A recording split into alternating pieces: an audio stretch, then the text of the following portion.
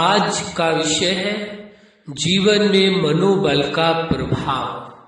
आप सभी अच्छी तरह से जानते हैं, समझते हैं और अनुभवी भी हैं कि मनुष्य के जीवन में मनोबल का कितना बड़ा प्रभाव है। आज यह विषय इसीलिए लिया गया है कि यह बात समझ लेनी परम आवश्यक है कि व्यक्ति के जीवन में मनोबल का कितना बड़ा प्रभाव पड़ता है। वास्तविकता यही है कि आपके पास यदि सबसे अधिक कुछ भी मूल्यवान है तो वह है आपका अपना निज जीवन।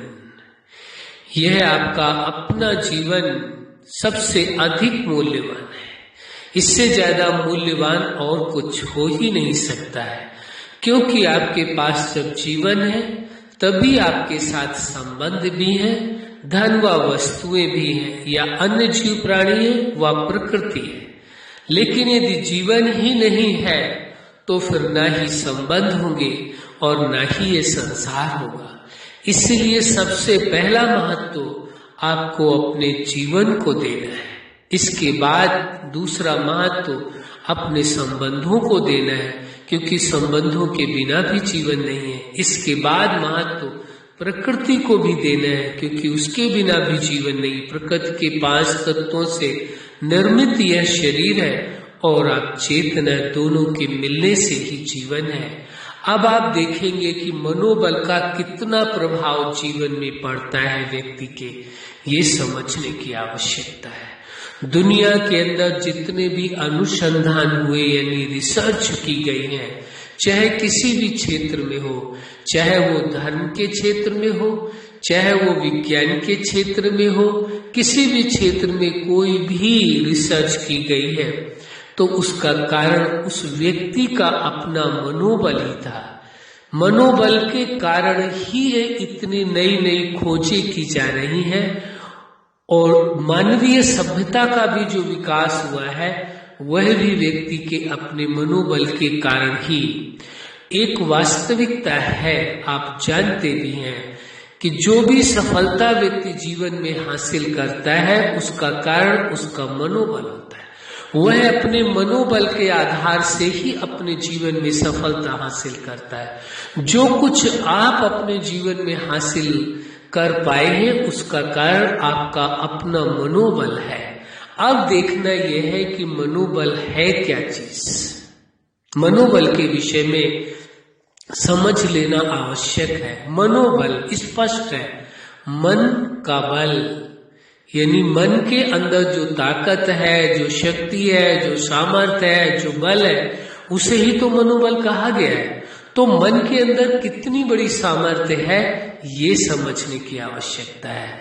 आपका मन कितना शक्तिशाली है, कितना बलवान है, कितना ताकतवर है कि 1 सेकंड के अंदर, 1 सेकंड का भी समय नहीं लगेगा और विश्व के किसी कोने में भी भ्रमण करके पुनः वापस भी आ सकता है। इतनी सामर्थ्य आपके मन के अंदर है। दूसरा, आप देखेंगे मन के अंदर कितनी बड़ी सामर्थ्य है कि मन अपने अंदर नए नए विचार ला करके, जो आपके सामने लक्ष्य निर्धारित आपने किया, अपने सामने लक्ष्य रखा कि जीवन में ये प्राप्त करना है, अभी वो प्राप्ति हुई नहीं है लेकिन मन उसकी पूरी तैयारी करता है। मन विचार करता है, चिंतन करता है, उसके विषय में पूरा प्लान बनाता है कि कैसे सफलता हासिल करनी है, कैसे मंजिल तक पहुंचना है। तो ये मनोबल का ही कमाल है जो वो चिंतन करता है, तैयारी करता है, भविष्य के लिए भी प्लान बनाता है। तो ये मनोबल में वो शक्ति है, वो सामर्थ्य है। इसीलिए कहा गया है कि मनोबल दुनिया का सबसे बड़ा बल माना जाता है। दुनिया का कोई सबसे शक्तिशाली व्यक्ति है, चाहे वो बाहुबल में कितना भी क्यों न हो, लेकिन यदि मनोबल उसका कमजोर है तो वो बाहुबल भी काम नहीं आएगा। चाहे बाहुबल हो, चाहे धन का बल हो, चाहे सत्ता का बल हो, किसी भी प्रकार का बल हो, चाहे वो विद्या का बल हो, किसी भी प्रकार का बल हो, लेकिन यदि मनोबल ना हो तो हर बल उस कमजोर हो जाता है, वो फिर बल कार्य नहीं करता है, वो पावर, वो शक्ति, वो सामर्थ्यता कार्य नहीं करती है। क्योंकि मनोबल में जो सामर्थ्य है, जो शक्ति है, उसके सामने सारे बल फीके हो जाते हैं, कोई भी ताकत काम नहीं करती है। इसलिए मनोबल का सबसे बड़ा प्रभाव है। अब देखने की आवश्यकता यह है कि मनोबल को हासिल कैसे किया जाए। आपने देखा होगा बहुत से लोगों को कि वो मानसिक रूप में जो परेशान होते हैं या बीमार हो जाते हैं, जिसे कह देते हैं कि भी इनको एंजाइटी है या डिप्रेशन हो गया है। तो वो क्या चीज है एंजाइटी या डिप्रेशन? वो मनोबल की कमजोरी ही तो है। मन कमजोर हो गया है, मनोबल कम हो गया है, भरोसा अपने आप पर से टूट गया। मनोबल माना स्वयं पर से भरोसा कायम रहना, और मनोबल कमजोर होना माना स्वयं पर से भरोसा टूट गया। स्वयं पर भरोसा नहीं रहा कि आप इस कार्य को जो करना चाहते हैं उसे कर पाएंगे, तो वो मनोबल ही कमजोर हो जाता है, जिसे दूसरे शब्दों में कह देते हैं कि विल पावर इस व्यक्ति की बहुत ही स्ट्रांग है। तो विल पावर क्या चीज है? आपका मनोबल ही तो विल पावर है। जितना आपका मनोबल है वही विल पावर है। तो मनोबल वास्तव में हासिल करने का तरीका कोई बहुत मुश्किल नहीं है, बहुत आसान है, और हर व्यक्ति इस तरीके को जानता भी है और कभी न कभी जीवन में उसका उपयोग भी करता है। लेकिन आपने यदि गौर से देखा होगा अपने आप को, तो समझा होगा कि कई बार ऐसी परिस्थितियां आपके सामने आई होंगी जिन परिस्थितियों को ऐसा लगा होगा कि आपको करना मुश्किल है, लेकिन फिर आप हिम्मत जुटाते हैं, साहस के साथ, मनोबल के साथ उस कार्य को करते हैं और आपको सफलता मिलती है। बार बार हार होने के बावजूद भी व्यक्ति सफलता हासिल कर सकता है यदि उसका मनोबल मजबूत हो, वो मन से हारे नहीं। इसीलिए तो किसी विद्वान ने बड़ी सुंदर बात कही थी, मन के हारे हार है और मन के जीते जीत। यानी मनोबल यदि कमजोर हो गया तो आप हार गए, मनोबल आपका ऊंचा है तो आपकी जीत अवश्य होगी। किन्हीं भी कारणवश, जैसे लाइफ के विभिन्न पार्ट हैं, आपकी पर्सनल लाइफ है, पर्सनल लाइफ में कैसी भी परिस्थितियां स्थितियां हैं, लेकिन आपका मनोबल कमजोर नहीं होना चाहिए। यानी स्वयं पर से भरोसा नहीं टूटना चाहिए, सदा स्वयं पर भरोसा कायम रहे कि जो आप अपने जीवन में करना चाहते हैं वह अवश्य करेंगे, आपको सफलता अवश्य मिलेगी। दुनिया की कोई ताकत आपको रोक नहीं सकती है। यह आपका पर्सनल लाइफ के लिए मनोबल हो गया, इसलिए आप पर्सनल लाइफ में सफल रह सकते हैं। फैमिली लाइफ के अंदर की परिवार के बीच में कैसी भी परिस्थितियां आए, लेकिन उन परिस्थितियों को देखते हुए भी, उन परिस्थितियों का सामना करते हुए भी पूरे परिवार को एकजुट करके आप रखेंगे, आपका मनोबल ही कार्य करेगा। जब मन से ही व्यक्ति अपने आप को अलग कर लेता है तभी व्यक्ति अलग होता है। जब मन से आप जुड़ करके रहते हैं परिवार के साथ, तो परिवार आपके साथ जुड़ा हुआ रहता है। जैसे ही मन से आप अपने आप को अलग करते हैं या मनोबल आपका कमजोर हो जाता है कि ऐसी परिस्थितियां हैं, अब तो मुश्किल है इनों के साथ हमें रहना, तो मनोबल कमजोर हो गया, वहां पर मन कमजोर पड़ गया, जिसके कारण वो संबंध फिर बिखर जाते हैं। इसके बाद आप देखेंगे स्टूडेंट लाइफ में, यहाँ पर भी मनोबल का ही तो सारा खेल है। एक बालक ये सोच करके चलता है कि जिस विद्यालय में वो पढ़ता है, जिस स्कूल में जाता है, जिस क्लास में पढ़ता है, वो कहता है मुझे इस क्लास में, इस स्कूल में, इस शहर में ही नहीं बल्कि इस देश में, और कई तो बच्चे इतना मनोबल ऊंचा रखते हैं कि पूरे विश्व के अंदर टॉप करना है, नंबर 1 में आना है, उसमें भी आगे जाना है, सबसे टॉप करना है। तो मनोबल का ही तो खेल है। जब वो स्वीकार करके चलते हैं अपने लक्ष्य को निर्धारित करके कि इस मंजिल तक पहुंचना है, और जो लक्ष्य निर्धारित करते हैं उसमें वो समर्पण भाव से उस कार्य को करते हैं और उनको सफलता अवश्य मिलती है। अब आपको देखना होगा आपका मनोबल कैसा है स्टूडेंट लाइफ में। क्या आपने निर्धारित किया है कि आप इस लक्ष्य को प्राप्त करेंगे? यदि आप लक्ष्य अपना निर्धारित करते हैं तो आपको सफलता अवश्य मिलती है। इसके बाद आप देखते हैं प्रोफेशनल लाइफ में भी जब इरादा आप बना लेते हैं कि आपको हर कंडीशन में ये प्राप्ति करनी है, तो आप अवश्य प्राप्त कर लेते हैं। यदि वहां पर आप कंप्रोमाइज कर लेते हैं या आप अपने आप को संतुष्ट कर लेते हैं कि वहां पर कि नहीं बस इतना ही पर्याप्त है और आवश्यकता नहीं है, तो वहीं पर रुक जाते हैं। जिसका मनोबल मजबूत होता है कि हर कंडीशन में मुझे इस मंजिल तक पहुंचना है, इस कार्य को संपन्न करना है, इतना धन अर्जित करना है, उनका मनोबल मजबूत होता है और उनको सफलता अवश्य मिलती है। इसके बाद आता है मैरिज लाइफ। मैरिज लाइफ में भी आप देखेंगे यदि मनोबल कमजोर हो जाता है, तभी आप देखेंगे आपसी जो रिश्ते हैं, जो लक्ष्य ये निर्धारित किया था आपस में कि लाइफ पार्टनर है, पूरी लाइफ एक साथ गुजारेंगे, लेकिन जब मनोबल कमजोर हो जाता है, एक दूसरे पर से स्वयं पर से भरोसा टूट जाता है कि अब तो हम इन्हों के साथ नहीं रह सकते, तो मनोबल ही कमजोर हुआ या इन्हों का स्वभाव ऐसा है जिसकी वजह से अब लाइफ में इन्हों के साथ रहना बहुत मुश्किल है, तो वहां क्या हुआ? मन ही तो कमजोर हुआ, मनोबल ही तो हुआ कमजोर, मन में ही तो ऐसे विचार आए जिसके कारण ये प्रभाव आया। यदि मनोबल आपका मजबूत है तो मैरिज लाइफ आपकी सफल रहेगी और आप मैरिज लाइफ का परम सुख, परम आनंद अनुभव करेंगे। मैरिज लाइफ का मतलब ये नहीं है केवल दो व्यक्तियों के बीच ही संबंध जुड़ा है, बल्कि दो परिवारों के बीच है। यदि दोनों व्यक्ति दोनों परिवारों का सम्मान करें तो निश्चित है कि मैरिज लाइफ सफल रहे। लेकिन जब एक दूसरे के परिवार का तिरस्कार करना प्रारंभ कर देंगे तो फिर संबंध में टकराव और फिर अलग होने की संभावना बढ़ जाती है।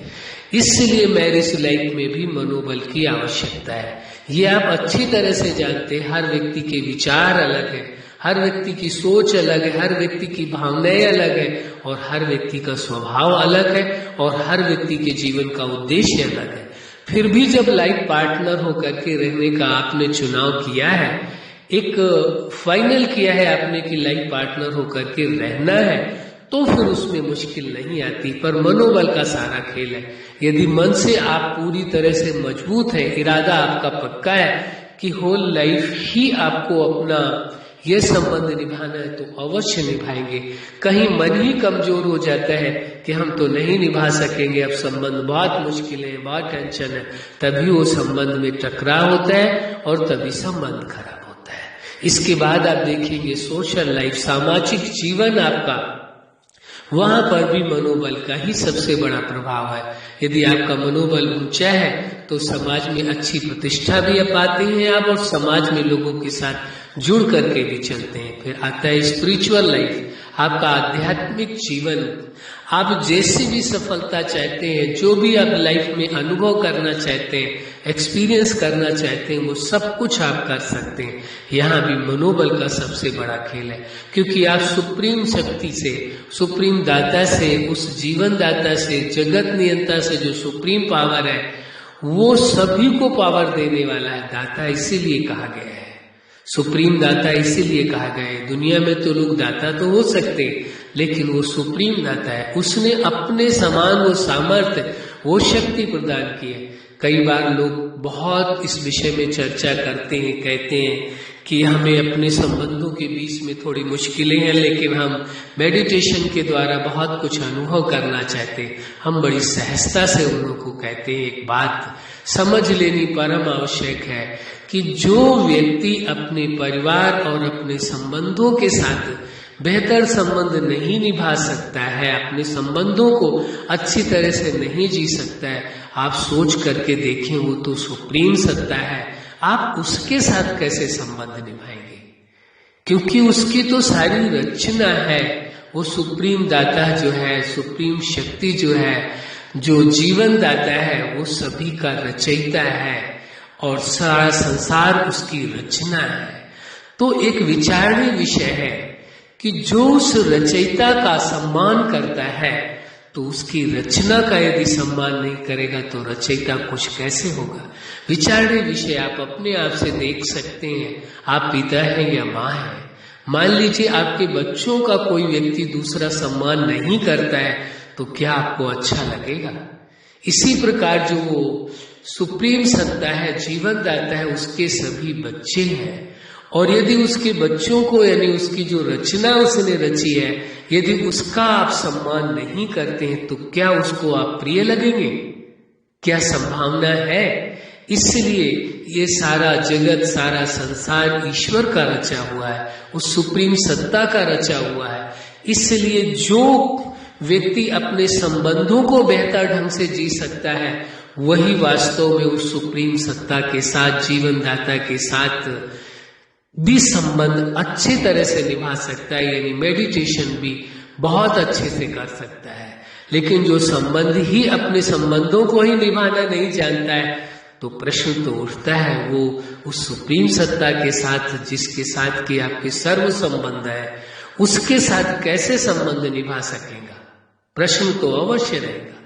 इसलिए यदि आप चाहते हैं अपने जीवन में उस जीवन दाता, जगत नियंता, उस सुप्रीम सत्ता जिसे ईश्वर, गॉड, खुदा, अल्लाह, परमात्मा, सुप्रीम सत्ता, सर्वशक्तिमान मानते हैं, जो कुछ भी आप स्वीकार करते हैं, जिस रूप में भी स्वीकार करते हैं, तो उसके साथ संबंध निभाने के लिए पहले आवश्यक है कि आपके जो अपने निज संबंध हैं, जिनको आपने आज तक स्वीकार किया है, उन्हों के साथ बेहतर आप निभा सकेंगे, तो उस सुप्रीम सत्ता के साथ, जीवन दाता के साथ भी संबंध बड़ी सहजता से निभा सकेंगे। और यदि आपके पास जो संबंध है, उन्हों को यदि आप अच्छी तरह से निभाते हैं, तो वो सुप्रीम सत्ता को भी आप बहुत प्यारे लगते हैं, क्योंकि उसकी ही तो सारी रचना है। और जो उसकी रचना से प्रेम करता है, उसे रचयिता को भी उससे प्रेम होता है, उसे अच्छा लगता है। इसलिए पूरी मानवता के प्रति, किसके प्रति?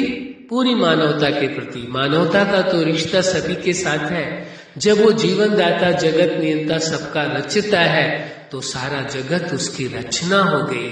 और जब सारा जगत ही उसकी रचना है, तो सारे संसार के साथ मानवता का संबंध तो हो गया सभी का। तो मानवता का संबंध तो सबके साथ अवश्य ही रहना चाहिए। तो मानवता के नाते आपका सभी के प्रति प्रेम, भरोसा और सम्मान किस आधार से? उस जीवन दाता, जगत नियंता के आधार से आपके मन में सबके प्रति समभाव है, एक ही भाव है, अलग अलग भाव नहीं, किसी से ईर्ष्या नहीं, घृणा नहीं, नफरत नहीं, सबके प्रति एक सुंदर भाव तो रखा जा सकता है कि वो रचयिता है और सारा जगत उसने रचा है, वह पिता है, सभी उसकी संतानें हैं। ये सुंदर भाव तो सहजता से रखा जा सकता है, इसमें कोई मुश्किल नहीं है। इस भाव को रखने से आपका अंतःकरण उतना ही शुद्ध होता जाएगा, शांत होता जाएगा, स्थिर होता जाएगा, और अंतःकरण में आपकी खुशियां आएंगी, आनंद का अनुभव आप करेंगे। इसलिए ये परम आवश्यक हो जाता है कि आप अपने मनोबल को ऊंचा रखें। तो जो स्पिरिचुअल लाइफ है, इसमें भी मनोबल का सबसे बड़ा प्रभाव है। इसके बाद नेचुरल लाइफ आती है, और उसके बाद सुपर लाइफ। सुपर लाइफ उसी की होती है जो जीवन के हर पार्ट को जीवन के सिद्धांत बनाता है, हर पार्ट के लिए, और उन सिद्धांतों के अनुसार जीवन के हर पार्ट को जीता है, और जीवन दाता के साथ भी सर्व संबंधों का अनुभव करता है। वास्तव में उसी का ही जीवन सबसे सुंदर जीवन होता है, श्रेष्ठ जीवन होता है।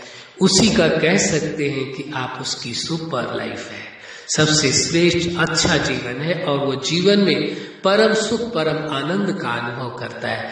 तो लाइफ के हर पार्ट में आप देखेंगे जीवन में मनोबल का सबसे बड़ा प्रभाव है। इसलिए वास्तव में यदि जीवन का परम सुख, परम आनंद चाहते हैं, तो अपने मनोबल को कायम रखना होगा। अब मनोबल को कायम रखने का बड़ा सुंदरतम उपाय है। उस जीवन दाता ने, जगत नियंता ने अपने समान सामर्थ्य दिया है, अपने समान शक्ति आपके अंदर, सभी के अंदर पिरोई है। उस जीवन दाता ने अपने समान गुण और विशेषताएं दी हैं। तो जब उस जीवन दाता के समान है, उसके समान अधिकारी है, तो फिर मनोबल कमजोर हो कैसे सकता है? आप साधारण नहीं है, उस सुप्रीम सत्ता के समान है, यह स्वीकार करके अपने आप में चले कि उसने आपको इतना श्रेष्ठ बनाया है और सभी को भी वैसा ही बनाया है, उसने अपने जैसा बनाया है। इसलिए यह सोच आपके मनोबल को सर्वोच्च स्थान तक पहुंचा देती है। आपका मनोबल बहुत ही ऊंचा रहता है, यानी विल पावर आपकी एकदम स्ट्रांग रहती है और तभी आप सफलता जीवन में हासिल कर पाते हैं। इसलिए मनोबल का एक सहज उपाय है कि कोई मुश्किल नहीं है। इसमें क्या मुश्किल है? अपने आप को स्वीकार करना कि आपका मनोबल सबसे अधिक ऊंचा है, क्योंकि आप में सामर्थ्य है, वो शक्ति है, वो हिम्मत है, वो भरोसा है, वो सब कुछ है जो आप जीवन में चाहते हैं और उससे भी कहीं अधिक है, क्योंकि उस जीवन दाता ने अपने समान आपको बनाया है। तो जब उसने अपने समान ही बनाया तो आप साधारण का है, तो आपका मनोबल ऊंचा हो जाएगा। इस बात को स्वीकार करके चले तो आपका मनोबल सदा ऊंचा रहेगा और ये सोच करके चलें कि सफलता तो आपका अधिकार है। उस जीवन दाता ने अधिकार दिया है कि सफलता तो आपका अधिकार है, हर कदम में आपकी सफलता है। यदि इस सोच को बना करके आप चलते हैं, आपका मनोबल इस प्रकार से ऊंचा रहता है, तो सफलता आपके कदम चूमती है। अच्छा, आप अपने जीवन के हर क्षेत्र में, हर लक्ष्य में सफल रहें। आज का विषय है जीवन में मनोबल का प्रभाव। जीवन में मनोबल का ही तो सारा प्रभाव है, खेल है। आप अपने जीवन में सदा खुश रहें, शांति का अनुभव करें, सुख का अनुभव करें, प्रेम का अनुभव करें, आनंद का अनुभव करें और सदा आपका मनोबल ऊंचा से ऊंचा रहे। यही हमारी हार्दिक शुभकामना है। सदा खुश रहें, मुस्कुराते रहें। धन्यवाद।